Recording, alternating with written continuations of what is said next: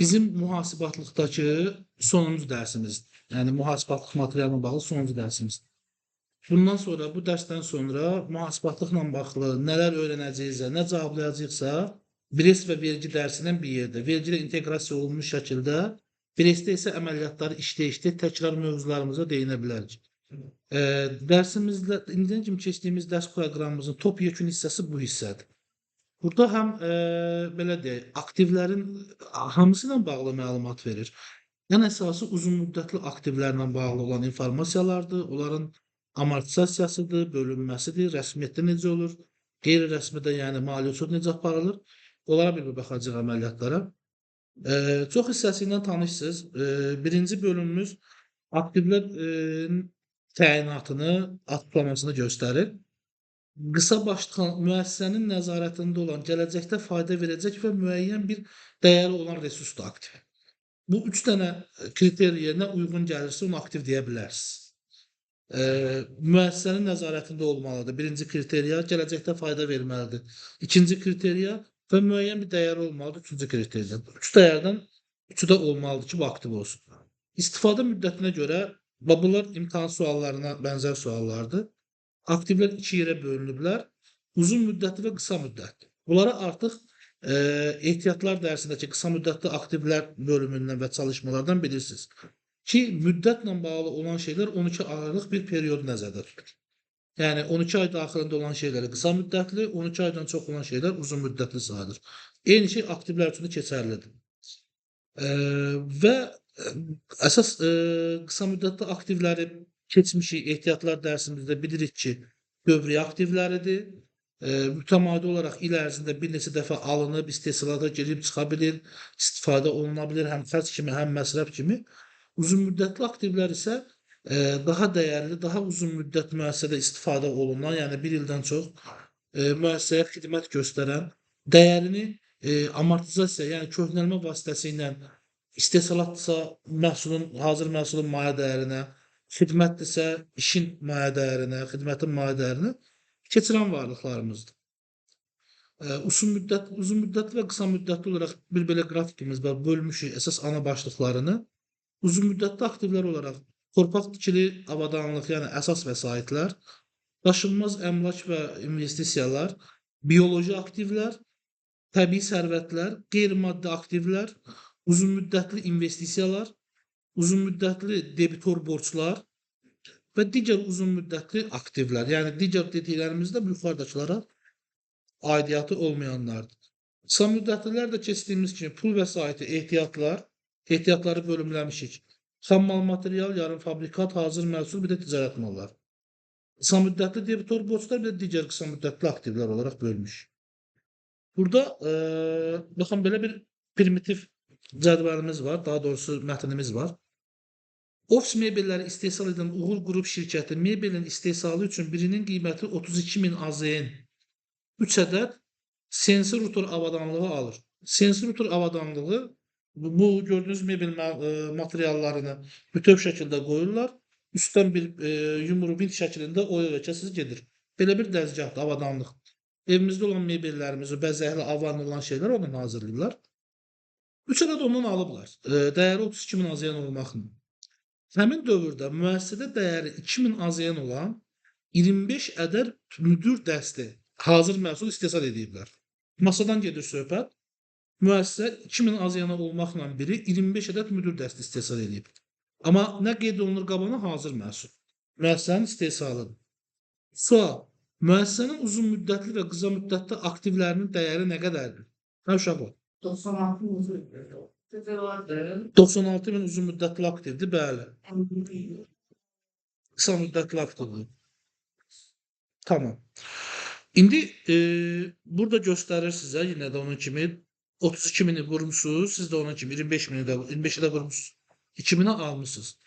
Nümunə işdə deyir ki, bizə müəssisə istehsal etdiyi hazır məhsulun 3 ədədini daxili ehtiyacları üçün istifadəyə ayırır.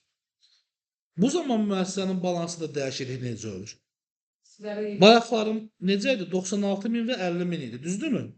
Bəli, indi aktivlərin yer dəyişməsi baş verir. Uzun müddətli aktivlərimiz olur 102.000, Niye oldu? Çünkü 3 dəsti götürdüm, verdim istifadəyə. Hazır 6.000 əsas vəsaitim artdı mənim uzun müddətli.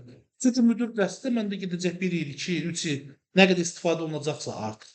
Oldu uzun müddətli artdı.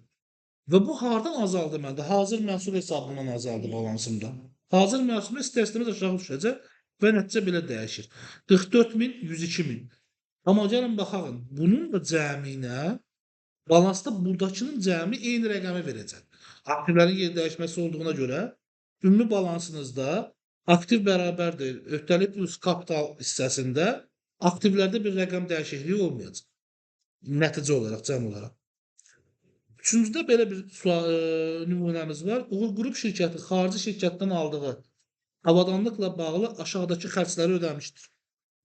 Avadanlığın alışı 21.790, idxal rüsumu 4.500, əvəzləşdirilməyən ƏDV 90 manat, müəssisəyə çatdırılma xərci 120 manat, avadanlığın yerinin hazırlanması 2500 manat, quraşdırılma xərci 3000 manat. Bu arada uşaqlar, bunu səsli də deyirəm burada, bunların hamısının müxabirləşməsini yazın zəhmət olmasa. Evdə çalışma axtarın, mətnin bu hissəsindəkinin müxabirləşməsini yazın. Aşağıda var, oxuyandan sonra siz özünüz bu hissədə bir də qeyd edərsiniz. Bunlar nədir? Xarici ölkədən aldığım avadanlığın öz müəssisəmdəki qeydiyyatıdır. Buradakı ardıcıllığı görürsünüzmü? Bu boşuna qeyd olunmuyubdur. Avadanlığın alış dəyəri, yəni invoice dəyəri nəzərdə tutulur. Bir aktivin dəyəri necə göstərilir? Invoice dəyəri, üzərinə gəlir idxal rüsumu, plus əgər ödənişim varsa və əvəzləşdirmirəmsə, əvəzləşdirilməyən əlavə dəyər vericim, müəssisəyə çatdırılma xərcim, yəni hələ gəlib çıxmayıb mənim anbarıma və yaxud istehsal sahəmə. Həmin o çatdırılma xərcim, avadanlığın yerinin hazırlanması. Keçən dərsimizdə torpaqlamadan danışmışdıq ki, hər hansı bir keçiricilik və olmasın deyə, fövqəladə sayılsın deyə, o torpaqlama işlərinin görülməsi, altına beton vermək və yaxud da ki, indi avadanlığın formatından asılı olaraq yəni. Bəli, o da daxil olacaq. Çünki o olmasa, biz nə demişdik? Demişdik, avadanlıq istifadəyə hazır olana qədər çəkilən bütün xərclər onun qiymətinə daxildir. Əgər avadanlığın alt hissəsində hazırlamasaq yerləşdiyi yeri, istifadəyə verə bilmədiyimizə görə mütləq o da daxil olmalıdır. Və quraşdırılma xərci 3000 manat bu da daxildir. Baxaq burada, hamısını toparlayıbdır və avadanlığın qiyməti 32.000 bayaq aldığı sensurdan gedir söhbət, formalaşıbdır. Baxaq bu blokla nələr qeyd eləmişik? Əsas vəsaitin ilkin dəyəri onun istifadəyə verilməsi ilə bağlı birbaşa məsrəflərin cəmindən ibarət. Yəni bu cümləni əzbərləməyiniz lazımdır deməli. Əsas vəsaitlərdə istifadəyə verilənə qədər nə çəkilirsə, bir dənə əvəzləşdirilən vergilərdən başqa. Yəni əvəzləşdirilini saymırsan, qalan hamısı qiymətə daxildir. Baxaq indi bayaq şeyin provodkasına. Hər mövzuya aid deyildi ya, o da burada. Avadanlıq alışlarını biz görürsünüzmü? Müxabirləşmə yazanda 111 yazırıq. Hansı ki mən deyirdim ki, əvvəlki dərslər, sonraki dərslərimizi görəcəksiniz biraz başqadır. Əsas hesabı budur, 113-dür. Avadanlığın alışı 531 krediti öhdəliyimizi qeyd elədik. 113.1 torpaq tikili avadanlığın kapitallaşdırılması hesabı. Qeyd edirik invoice dəyərimiz. Daha sonra mahiyyələrinə daxil olan nə var? Gömrü rüsumumuz var. 545 niyə buradadır bilmirəm. Bir dənə baxın görün 545-də nə var? Digər hesabında 538 olacaq bu. 538 538-in krediti yenə 113-ün debiti 4500-ü qeyd eləmişik. Baxın burada əvəzləşən ƏDV var. Görürsünüzmü? Əvəzləşdirilə bilməyən ƏDV daha doğrusu. Burada 241-i 113-1-ə vermişik. 241-də rəqəm hardan formalaşıb? Hesablamanı girəndə ümumiyyətlə ƏDV hissəsi var hansı ki, oradakı əvəzləşəcək rəqəm hesablamada düşür axı 241-in debitinə. Əgər o əvəzləşdirəcəksənsə qalır orada. Əvəzləşdirməyəcəksənsə 241-in krediti xərc kimi yazacağın yerin debitinə keçir. Burada da xərc kimi deyil, birbaşa qiymətə daxil olduğuna görə 113-ün debitinə yazırıq təzədən. 120 də onun kimi 531-dir. Əmək haqqı öhdəliyi yenə dəyərə daxil olubdur və yenə 3000 manat quraşdırma xərci yenə 113-ə. Bura kimi bitdimi? Bilirsə də bu formada görəcəksiniz. Bura kimi qeydiyyata aldınız və dayanırsınız.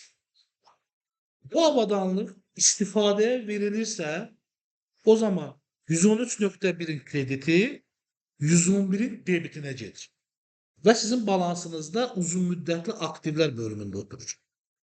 Yox, istifadəyə vermirsinizsə, hələ bunun istifadəyə verilməsi üçün xərclər çəkiləcəksə, o zaman 113.1-də qalır. Misal üçün belə bir şey deyək. Deyək ki, Azərgold şirkətinə böyük bir dağdəlici avadanlıq alındı. Dağdəlici avadanlıq 20 hissədən ibarət olaraq ölkəyə idxal olunmağa başlayacaq. Amma bu o deməkdir ki, 3-cü hissə idxal olunandan sonra bu işləməyə başlaya bilər. Amma digər qruplarında gözləməlidirlər. Yəni belə bir 3 dənə ayrı qrupdan ibarətdir. Birinci qrup gəlir, istifadəyə verilib saxlayır 113-də. İkinci qrup gəlir, istifadəyə verilib saxlayır 113-də. Dəyər şişir orada bir. Aktivlər bölünür, bir dəyər şişir. Amma uzunmüddətli aktivə əlavə vermir, istifadə vermir. Və tam hissəsi gəlir, araşdırmanı edir, avadanlıq istifadəyə hazır olur və onu silir 111-ə. Həmin gündən də amortisasiya hesablamağa başlayır. Köhnəlməsi. Buyurun. Və nəhayətində görürsünüz, bunların cəmi olaraq 32.000-i verir 111-ə. Uzunmüddətli aktivlərin özlərinin təsnifatından baxaq. Bayaq dedik ki, aktivlər müddət məsələsinə görə 2 yerə bölünürdü. Uzunmüddətli və qısa müddətli. İndi uzunmüddətli aktivlərin özü təsnifata görə 2 yerə bölünürlər. Maddi və qeyri-maddi. Bütün dərsliklərimizdən də bəlli olduğu kimi, maddi dediyimiz şeylər qısa yadınızda qalsın. Toxunduğumuz şeylərdir və dəyərli olan şeylərdir. Qeyri-maddi şeylər toxunu bilmədiyimiz, amma dəyərli olan şeylərdir. Görə bilmədiyimiz, amma dəyərli olan şeylərdir. Və rəsmi tərifi zaten burada var, oradan götürə bilərsiniz. Amma yadda saxlamalı olduğunuz ana məntiq budur. Bu cümlədə İzah edəcəm indi. Maddi aktivlərdə torpaq, tikintinin özü, tikilinin özü, maşınlar və avadanlıqlar, nəqliyyat vasitələri, bitkilər, heyvanlar, təbii sərvətlər, digər uzunmüddətli aktivlər. Bunların içərisindən başa düşmədiyiniz varmı? Torpaq, tikili, maşın və avadanlıq, nəqliyyat vasitəsi, bitkilər, heyvanlar, təbii sərvətlər və digər uzunmüddətli aktivlər.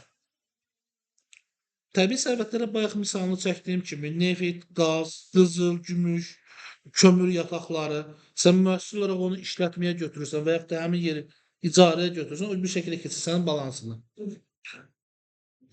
Bitkilər də ki, misal üçün burada zeytun və xurma ağacları kimi bitkilərdən gedir söhbət və yaxud da ki, uzun müddət fayda ala bildiyin bitkilərdən gedir söhbət. Bəzi yerlərdə yoncanı belə uzun müddətli aktiv kimi qeyd edə bilirlər, çünki bir neçə il mütəmadiən istifadə edə bilirlər bir əkindən. Heyvanlar burada, baxın, ətlik heyvan nəzərdə tutulmur, südlük və damızlıq heyvanlar nəzərdə tutulur. Bu, iri buynuzlu və xırda buynuzlu heyvan fermaları da ola bilər. Məsəl üçün, Zenon keçisinin də ferması ola bilər ki, içində 50 dənə xırda buynuzlu heyvan var, amma birinin qiyməti 5000 avrodur. Yəni, bunlar hamısı keçərlidir. Qısa müddətlilərdən gedək. Proqram təminatı, hamınızın bildiyi kimi, misal üçün, BRES'i, SAP-si və yaxud da ki, başqa digər Facebook'un özü olsun, yazılımla işləyə bilən, müəyyən bir şirkət üçün faydalar verə bilən, ən çox da ki, bu marketinq və maliyyə ilə bağlı proqramlar olur şirkətin tərkibində. Bunlar müəssisənin qeyri-maddi aktivi sayılır. Müəyyən qədər məbləğdə proqramların dəyərindən və tərkibindən asılı olaraq məbləğləri olur. O məbləğ qədəri ilə onu balansa əlavə edirsiniz. Və indi birazdan da görəcəyiniz kimi, o da hissə-hissə öz dəyərindən, yəni amortisasiya olunaraq müəssisədəki işlərin ya xərcinə, ya da maədələrinə daxil olur. Qarışdırmağınızı istəmədiyim şey burasıdır. Harada proqram təminatı görürsünüzsə, o uzunmüddətli aktiv deyil. Bəzi yerlərdə proqram təminatı hazır məhsuldur. Yəni, bəzi müəssisələr proqramı özləri istehsal edirlər, özləri yığırlar, düzdür? Bu onların hazır məhsuludur. Onların da gedərsiniz, bazar, belə deyək, balanslarında proqram təminatını 200'lü hesablarda görərsiniz ki, 204'də proqram təminatı yazılır. Yəni, taşdır bilin ki, onların məhsuludur. Lisenziyalar bir işlə bağlı, əməliyyat və fəaliyyətlə bağlı sənə xüsusi hüquqlar üzərində belə deyək də, mülkiyyət hüququ verən bir sənədlərdir. Misal üçün, sənin üçün hər hansı bir işi görməlisən, o iş xüsusi bir işdir. Deyək ki, inşaat işi. Lisenziyası olan bir müəssisənin inşaat işi gördürə bilməsi və yaxud da görə bilməsi xüsusi bir imtiyazdır. Onun özünün şərtləri var. Lisenziya sənə xüsusi imkanları verdiyi üçün bir dəyərə sahibdir. Sən ona verdiyin 5.000, 10.000, 50.000-dən getmir lisenziyanın öz dəyəri. Onun sənə qatdığı dəyərdən gedir. Onun üçün lisenziyadan uzun müddətə istifadə olunduğu üçün deyək ki, lisenziyanın müddəti hər zaman 1 ildən 5 ilə qədər olur. İllik lisenziyalar çox az olur. Ən optimal istifadə olunan 5 illik lisenziyalardır və sənə xüsusi hüquq verdiyi üçün qeyri-maddi aktiv sayılır. Və sən onun sayəsində başqa işdə də gəlir də əldə edə bilirsən. Bu arada belə deyim, sənin lisenziyan var, amma nəqliyyat vasitələrin, texnikaların yoxdur. Sənin xüsusi işçilərin yoxdur. Sən dövlətdə tenderə daxil olub iş götürə bilirsən və yaxud da ki, iş götürən firma o işi sənə vermək məcburiyyətindədir. Sən istədiyin qədər subkontratçı götürüb o işləri gördürə bilərsən. Müəlliflik hüququ isə hər hansı bir şeyin icadı ilə baş verən bir məsələdir. Şirkətlərin müəlliflik hüququna sahib olmasının bir yönü var. Biri, hazır müəllif hüquqlarının alınması. Deyək ki, bir şey icad etmirsən və yaxud da markalaşdırmısan, tək icad deyil bu arada. Markalaşdırmısan və onun müəlliflik hüququnu götürmüsən, mən onu səndən pulunu alıram. Haqqına da ödənişimi eləyirəm, rəsmi şəkildə müəlliflik hüququnu səndən alıram, olur mənim müəssisəmin malı. Və mən həmin o markadan və yaxud da ki, o icaddan istifadə edərək ya məhsulumu inkişaf elətdirirəm, ya satışımı artırırım. Müəlliflik hüququnun təsdiqlənmə məsələlərində 1-2 variantı var. Azərbaycanda müəlliflik hüququnun təsdiqlənməsi üçün proseslər elə çox çətin deyil. 14 gün müddətində istədiyin bir şeyin müəlliflik hüququnu əldə etmək olur. Çox da çətin, belə deyək, icadla bağlı yox. Bu markalaşma ilə bağlı olan hissəni deyirəm. Yəni markanı təyin elətdirib öz adınıza yazdıra bilərsən. Çox rahatdır, sənədləşməsi də rahatdır. Ancaq icadla bağlı olan hissələrdə Azərbaycanda təqdim olunan müəlliflik hüquqlarının çox təəssüflər olsun ki, dünyada bəlli ölkələrdə keçərliliyi var, digərlərində keçərliliyi yoxdur. Ona görə müəlliflik hüquqlarını həmişə çalışın Avropa ölkələri tipli bir yerdən təsdiqli şəkildə görəsiniz alt sənədini. Onlar da sonra aldığın üstündə nəzarətləri olsun. Mütləqdir. Bax, bayaq varım şərt olaraq nə dedi? 3 şərtdən biri mütləq üzərində nəzarətin olması idi. İstər maddi, istər qeyri-maddi. Sənin üzərində, müəssisənin üzərində nəzarəti olmayan bir şey o müəssisənin aktivi ola bilməz, yəni dəyəri ola bilməz. Patentlər eynən müəlliflik hüququ və lisenziyalar tiplə aiddir. Sən götürdüyün patentə görə, sənə məxsus olan patentə görə daha doğrusu müəssisənin aldığı patentin dəyəri orada qeyd olunur və yaxud da özünün istehsal etdiyi bir arge projesinin patentini patentləşdirib özünə məxsus ola bilir. Hər iki halda ikisi də müəssisənin aktivlərində olur. Kənardan aldıqsa belə, özü istehsal etsə belə. Bu hissənin bir yerdən misalını çəkə bilərəm sizə. Elmi tədqiqat və konstruktor işləri Azərbaycanda arge işləri görən, yəni araşdırma işləri görən şirkətlər olmadığına görə özəl şirkətlər, ancaq buna neft və neft yönümlü şirkətlər məşğul olur. Elmi tədqiqat və konstruktor işləri. Konstruktor dediyimiz dənizdə istifadə olunan dəmir yığınları var, hansı ki, svarkalı şəkildə üzərində buruqlar və şəhərlər tikilir neftin emalı üçün olardı. Elmi tədqiqat işləri də eyni mexanizmə aiddir. Hər hansı bir yerin yatağın kəşfi ilə bağlı bir neçə müddət həmin yerə pul xərclənir, məsrəf gedir. Yəni bir ərazi ayrılır, deyilir ki, burada faydalı qazıntı yatağının olduğunu düşünürük. Bu qədər ehtimala əsasən nədir o? Nümunə götürmüşük, filan şeyin tərkibi bu qədərdir. Buranı qazmağa dəyər. Və orada başlanılır 3 aylıq, 4 aylıq bir proses getməyə. İşçilər işləyir, əmək haqqılar olur, nəqliyyat vasitələri istifadə olunur, amortizasiyalar əmələ gəlir. Orada işləyən işçilərin qalmaq üçün şərait yaradılır və yaxud da ki, yemək xərcləri olur. Bunların hamısının toplandığı yer elmi tədqiqat və konstruktor üzrə işlərin hesabıdır. Əgər oradan hər hansı bir nəticə əmələ gələrsə, faydalı qazıntı yatağı tapılarsa, neft çıxarsa, qaz, su çıxarsa, və yaxud da ki, hər hansı bir xanımımız kosmetika düzəldəndə sərf etdiyi, ləvazimatları, əməyi, işçiləri kosmetika başa gəlmiş olarsa məhsul olaraq, tamam bunu kəşf etdik, o zaman onun dəyərinə daxil olur. O ilkin dəyərinə daxil olur və o dəyərlə balansına daxil. Yəni o həmin şeyin ilkin dəyəri olmuş olur o. Yoxsa faydalı qazıntı yatağının ehtiyatı nəzərə alınaraq qiymətləndirilir, o başqa bir şey. Amma onun üçün çəkilmiş, arq və belə deyək, elmi tədqiqat və konstruktor işlərinə qoyulmuş xərclər isə tamam başqa. Bəli. Gəlirik Goodwill-ə. Goodwill başlı başına bizim bazara girmiş yeni bir şeydir. Azərbaycan milli mentalitetində və iqtisadiyyatında şirkətin alqı-satqısı deyə bir şey olmur. Şirkət yaradılır, oğuldan, atadan oğula keçir, oğuldan məhv olur ya da oğuldan başqa bir yerə keçir. Bu formada davam edir şirkətlər və ölkəmizin də şirkət quruculuq tarixi çox qısa olduğu üçün maksimumu 30 ildir də. Yəni hələ elə bir tarixdə keçmiş olan şirkətimiz yoxdur ki, biri digərinə devr etsin. Amma Goodwill şirkətlərin alqı-satqısında əmələ gələn bir şeydir. Bir müəssisənin dəyərini siz mühasiblər təyin edirsiniz, çıxardırsınız reallığını. Aktivi bu qədərdir, kapitalı bu qədərdir, öhdəliyi bu qədərdir. Alacaqla verəcəyin arasındakı fərqi çıxardırsınız və müəssisənin plusunu göstərirsiniz ki, müəssisə bu qədər plusdadır. Müəssisəni satmaq istədiyiniz zaman Azərbaycanda aktivlər bölümündə nə varsa onun dəyərini istəyirlər və yaxud da ki, Azərbaycanda belə satılır. Avadanlıqları falan hamısı toplanır, cəmi nədirsə, üzərinə alacaqlar da gəlinir, debitorlar da gəlinir və verəcəklər borcları da həmin rəqəmdən çıxırlar. Yerdə nə qədər qalırsa borcu ödəyəndən sonra həmin rəqəmi sənə ödəyirəm, sənin şirkətini aldım. Amma xaricdə nə edirlər? Bu dediyimiz şeylərin hamısı hesablanır. İndi bizim şirkətdə də var əlbəttə ki. Hamısı hesablanır və qıraqdan bir nəfər çıxıb deyir ki, bundan əlavə mənim müəssisəm çox yaxşı bir yol üzərində yerləşir. Müştəri axıcılığı var, bazar yanında yerləşir və buranın həmişə daimi potensial müştərisi var. Digər əməkdaş çıxıb deyir ki, müəssisəsini satmaq üçün bizim müəssisədə çox ideal kadrları var. Yəni kadr ehtiyatına görə müəssisəmiz əla vəziyyətdədir və yaxud da dəyəri bu qədərdir. Digər bir əməkdaş qayıdıb deyir ki, və yaxud da elə həmin əməkdaş olsun, bizim müəssisənin özünə məxsus know-how var bu işlə bağlı.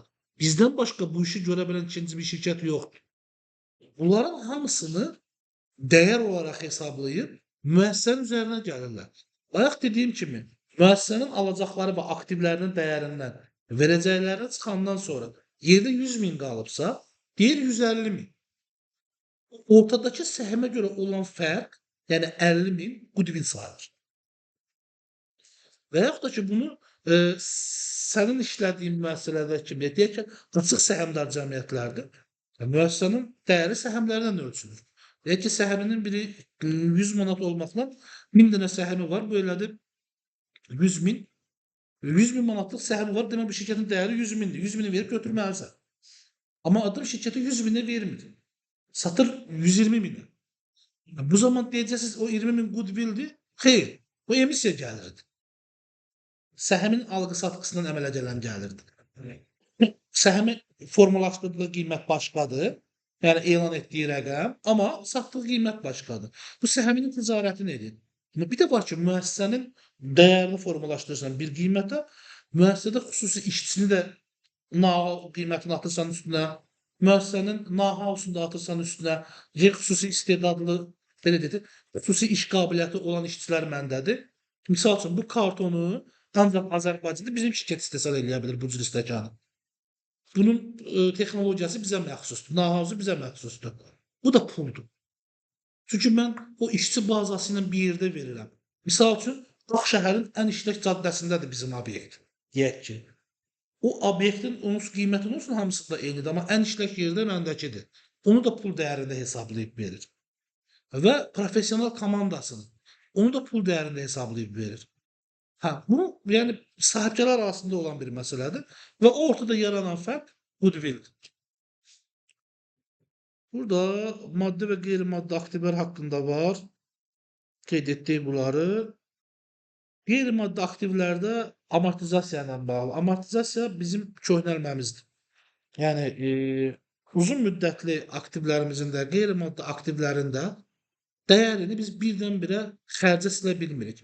Hansı ki, o siz ilk dərslərdə düşünürdünüz, avadanlığı aldınız, birbaşa xərcə yazırdınız. Niyə? Çünki pul vermişdiniz. Düşüncələriniz o yöndə idi. Bəs indi biz burada onların üzərində işləyəcəyik. İstər qeyri-maddi aktiv olsun, gəlin baxaq.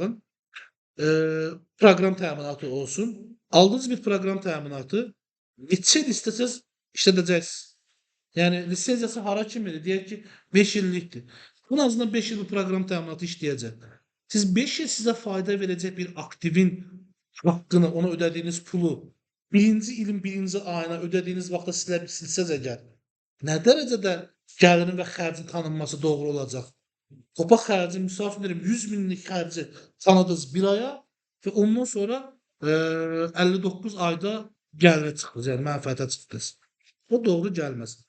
Baxaq, qeyri-maddi aktivlə bağlı xırdalıqlar biraz çoxdur. Amortizasiya aktivin dəyərini istehsal edilən məhsullara, işlərə, xidmətlərə fərq etməz, hissə-hissə keçirilməsidir. Yəni birdən-birə yox, yəni təyin etdiyim bölgülər üzrə. Qeyri-maddi aktivlər faydalı istifadə müddətinə görə əsasən məhdud və qeyri-müəyyən faydalı istifadə müddətinə malik olurlar.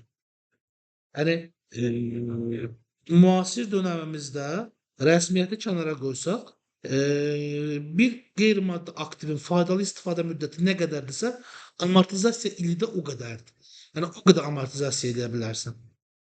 Amortizasiya yalnız faydalı istifadə müddəti müəyyən edilə bilən qeyri-maddi aktivlərə şamil edilir. Bağlılığı görə bilirsiniz. Əgər faydalı istifadə müddətini bilirəmsə, onu amortizasiya saxlaya bilərəm. Bilmirəmsə, başqa variant tapmalıyam. Faydalı istifadə müddəti qeyri-müəyyən olan qeyri-maddi aktivlər amortizasiya olunmurlar. Bu qeyri-rəsmidədir və yaxud da ki, maliyyə ücretindadır. Mənim bir aktivim var, qeyri-maddi aktivim var. Amma bilmirəm onu 3 ay sonra da saxlaya bilərəm, 3 il sonra da 3 il istifadə edə bilərəm. Yəni harda dayanacaqda, yəni bilmirəm bunun istifadə müddəti nə qədərdir. O zaman amortizasiyanı dayandırırsan. Məhdud faydalı istifadə müddətinə malik olan qeyri-maddi aktivlərin amortizasiya olunan dəyəri onun faydalı istifadə müddətləri üzrə müntəzəm bölüşdürülür. Bu zaman faydalı istifadə müddətinə uyğun olaraq bayaq dediyimiz kimi bu hesablar görürsünüzmü? Debetindən gedir söhbət. Bunların debeti, hesabların hamısının bir-bir adlarına baxın zəhmət olmasa və 102 nömrəli hesabın müvafiq subhesabının krediti. 102 nömrəli hesaba baxın zəhmət olmasa adı nədir?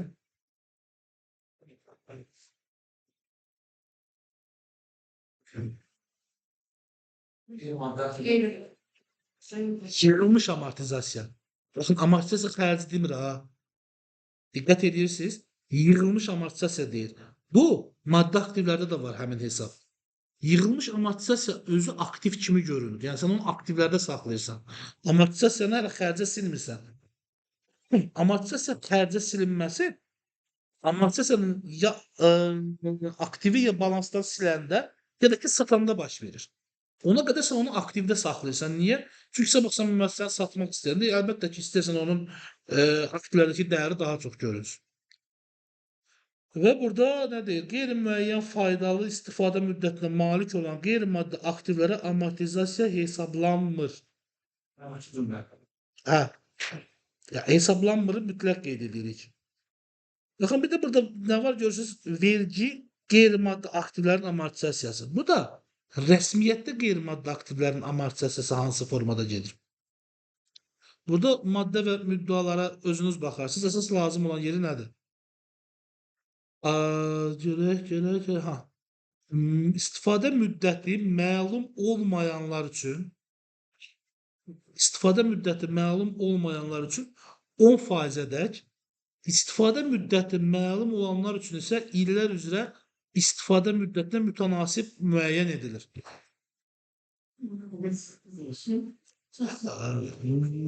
Xeyli vaxt oldu. Məsələ budur. Əgər istifadə müddəti məlum deyilsə, hər il 10% göndərmə edirik. Bu arada amortisasiya və köhnəlmə illik hesablanan bir şeydir. Yəni gördüyünüz bütün faiz dərəcələri hamısı illik faiz dərəcələridir. Siz oradan müəssisənizin strukturuna görə, işləyiş qabiliyyətinə görə aylıq, günlük, saatlığa keçirdə bilərsiniz. Yəni hesablama ilə gələ bilərsiniz. Əsas nədir? İstifadə müddəti məlum olmayanlar 10%-ədək, istifadə müddəti məlum olanlar deyək ki, 5 ildirsə 5 ilə böləcəksiniz. 15 ildirsə 15 ilə böləcəksiniz. Məsəl üçün 10.000 manatlıq bir şeyin amortizasiyasını biri var 10% verərsiniz, bir də var 10 ilə bölürsünüz, hər il 1000 manat verirsiniz. Bu formada gedəcək. Burada məsələ şərti olaraq var. Özünüz baxın, zəhmət olmasa bunu açıqlama verməyəcəm. Anlayışlı olsun deyə. Yəni yanlış şərti və cavabını oxumaq istəmirəm. Baxın, burada mühasibat uçotunda və vergi uçotunda qeyd olunubdur. Bu bayaq dediyim kimi maliyyə uçotu ilə vergi uçotu nəzərdə tutulur.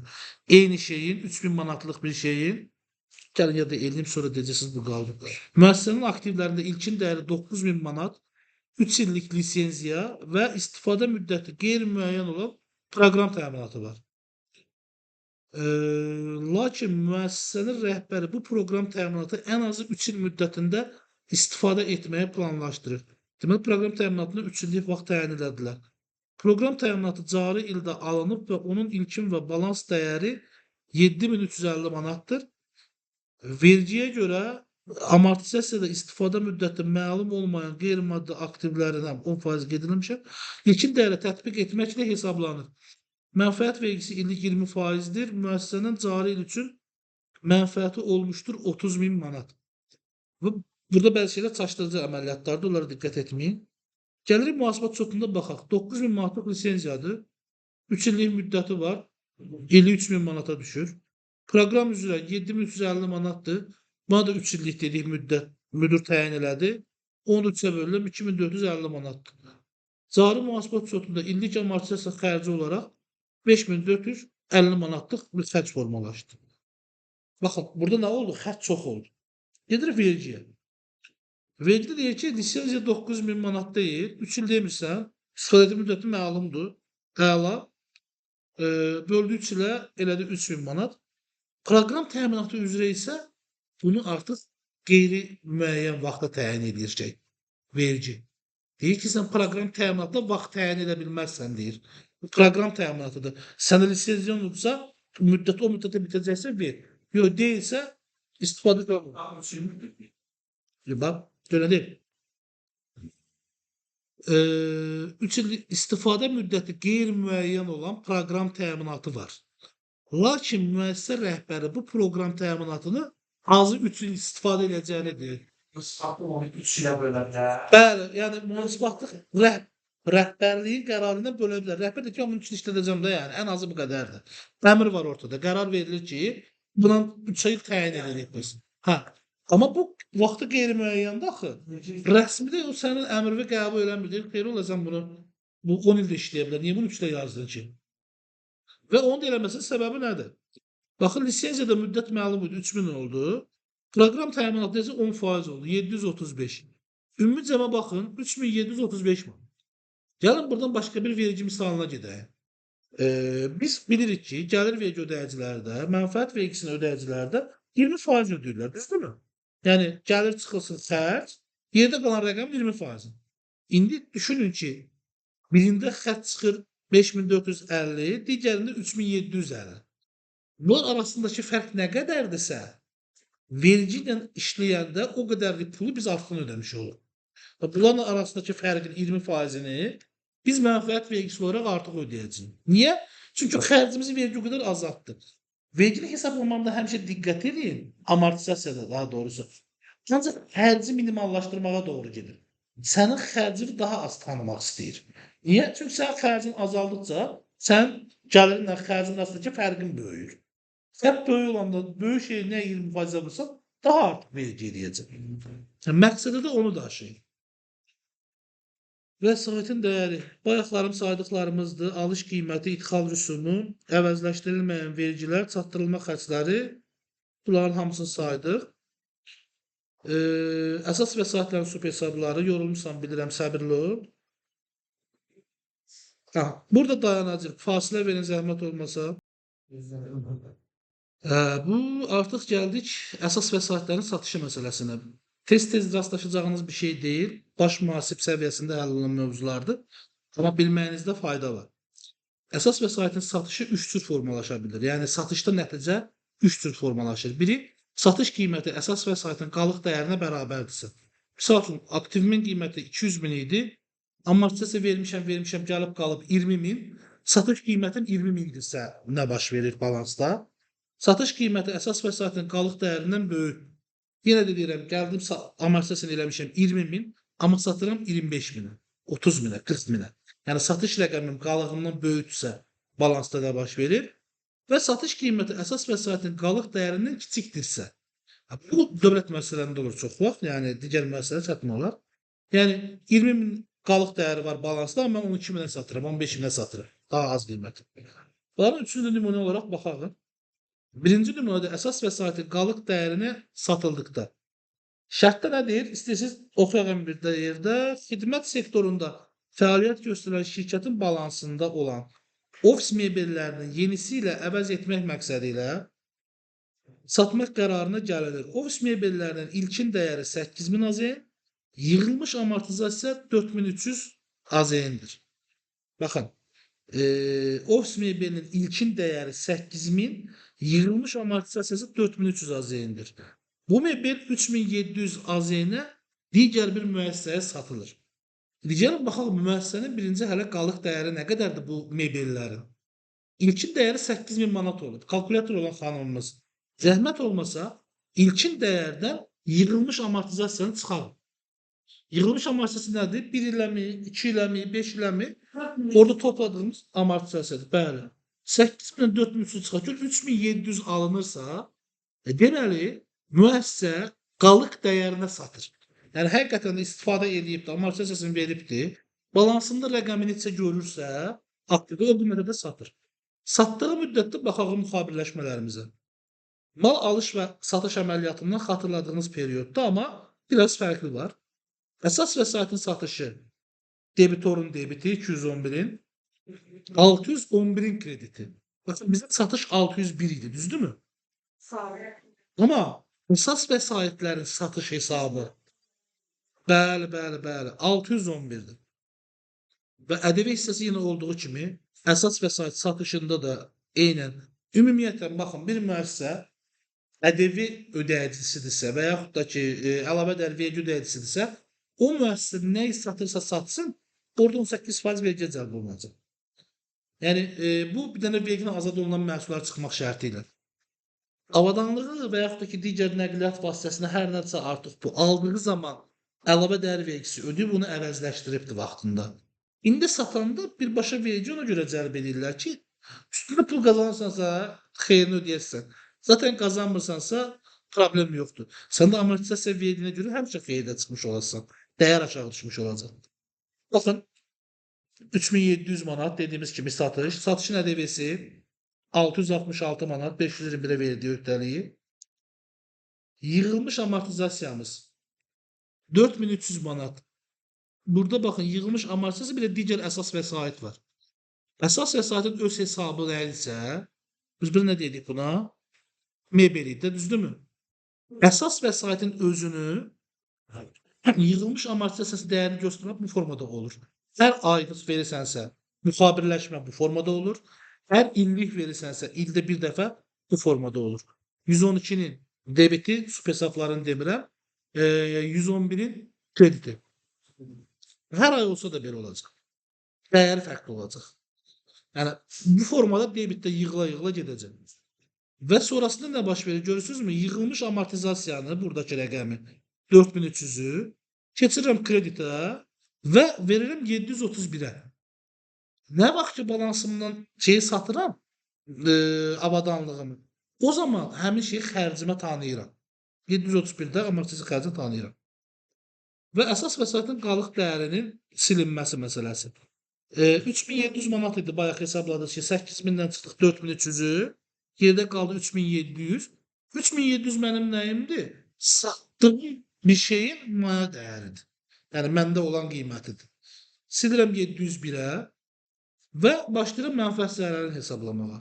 611-i debitə atıb azaldıram, mənfəətə tanıyıram. Nəyi tanıyıram mənfəətə? 3700 tanıyıram. Səsdə nəyim var idi? 3700 manat. 701-i də boşaldıram. Satılmış məhsulun maliyyə dəyərini. Onda isə zərərə tanıyıram. Və o da olur 3700. Nəticədə nə olmuş olur? Müəssisə sıfır mənfəətlə keçmiş olur. Nümunə 2-də bu tipli əməliyyatın biri amma fərqli şərtlə olur. Satış qiyməti əsas vəsaitin qalıq dəyərindən böyükdürsə. Burada artıq mənfəəti görməmiz lazımdır. Yenə şərtimizə baxaq. Mövcud avadanlığın ilkin dəyəri 36.000 AZN olubdur. Müəssisə, yəni ilkin dəyər nədir bu arada? Terminlərə öyrəşək, birazdan lazım olacaq. Müəssisənin ilkin dəyəri balansa qəbul etdiyin qiymətdir. Yox. Aldığın yox. Bayaq dedik axı, alış qiymətimiz var, gömrüyümüz var, buna bağlı digər şey.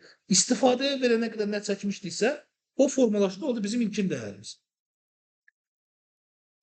Yığılmış amortizasiyamız 17.000. Yəni indiyə nə qədər 17.000 amortizasiya hesablamışıq.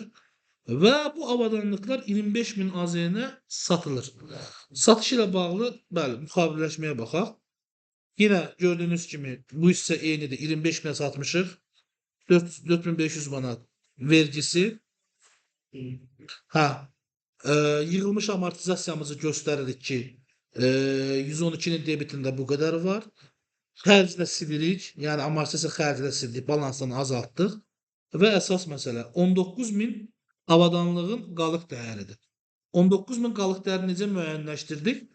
İlkin dəyərindən çıxdıq yığılmış amortizasiyanı, tapdıq qalıq dəyərini. 19.000-i burada qeyd eləmişik. Görürsünüz 19.000 getdi hara düşdü? Qalıq dəyəri getdi düşdü satılan məhsulun maliyyə dəyərinə. Və yenə də mənfəət zərərimizi hesabladıq. Artıq burada 19.000-i zərərə tanıdıq, 25.000-i mənfəətə tanıdıq. Bu ikisinin arasındakı fərq 801-in kreditində qalıq qalacaq. Dövrəyə qalıq cədvəlinə ixtisas. O ilkin dövrün əvvəlinə qalıq, dövrün sonuna qalıq. Orada hesabınızı görəcəksiniz ki, 801 nömrəli hesabın sonunda 25.000-dən 19.000 arasındakı fərq qalır. Və burada debitor borclar ödənişini göstərir, nələri ödəyiblərsə. Bu zaten varınız idi. Bilirsiniz bu əməliyyatlara ehtiyacımız yoxdur. Və digər inşallah bunun üçün boş qoymuş olurum, qoymamışım. Təəssüflər olsun ki. Üçüncü halda baxaq nə ilə bağlıdır? Satış qiyməti əsas vəsaitin qalıq dəyərindən kiçik olanda. Yenə həmin periodlar gedir. Həmin periodda gedir. Sadəcə burada artıq zərərə çıxmış olursunuz. Baxın, burada şərtdən başa düşməyə çalışağın. Şirkət hər birinin illik dəyəri 15.000 AZN olan 4 ədəd, gəlin belə eləyək, bir dəqiqə bunu döndürək. Biz burada 24 mən satmalıydıq. Artıq burada zərərə getdirməz. Bəli. Gəlin müxabirləşməsinə baxaq, şərtin bir dənə üzərindən gedək. Şirkətin hər birinin ilkin dəyəri 15.000 AZN olmaqla 4 nəqliyyat vasitəsini satmaq qərarına gəlib. Deməli, müəssisənin 4 vasitəsi satılacaq. Biri 15.000-dən 60.000 manatlıq bir nəqliyyat vasitəsidir. Yəni, ilkin dəyərinə bu formada oturur. Bu nəqliyyat vasitələrinin hər biri ildə 1500 AZN olmaqla 6 il amortizasiya olunmuşdur. Yəni, baxın, bu cümlələr sizi çalışmalarda da qabağınıza çıxa biləcək və yaxud da ki, imtahan suallarında. Fikrinizi diqqətlə toplayın, qəfil gedib bir illiyini toplayıb yazmayın da, yəni. İllərə falan diqqət edin. 6 ilini hesabladıq, nə qədər etdi? 36.000 etdi, səhv etmirəmsə. 60.000-dən də 36.000 çıxdı, 24.000 etdi. 24.000 müəssisədə qalıq balansda görünən rəqəmdir. Ki, amortizasiyanı vermişəm 6 il, bu nəqliyyat vasitələr cəmi 24.000-dir mənim balansımda qalan. Və mən onu debitor borc olaraq görünəndən gedir söhbət. 20.000-ə satışını göstərmişəm. Deməli, 4.000 burada balansda mən zərər edirəm. Onu bir yerdə bağlamalıyam. Baxaq görək.